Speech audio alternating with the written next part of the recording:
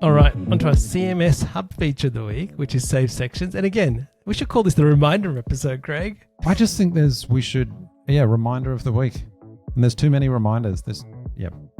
Yeah, and you know what? All of these things that we're talking about really drives down to creating more efficiency and doing things faster, because everything we've discussed is like, how do I save time getting to my end goal, right? So well worth noting. And so this one is if you're using CMS, and you could be even using email marketing, but in CMS, you can save a whole section and you can reuse it on another page. So just a reminder, it's a little button where you can save a section in a drop down and then you can add it into a different part of the page. Again, not new. This was launched in 2021, right? 2-3 years ago. Correct. So it's not new, but lots of people will be on calls. We'll show them how to, maybe we've built a website and we're handing it over and we say, oh, here's it. And they go, oh, I wish I could copy that. I'm like, you mean like this?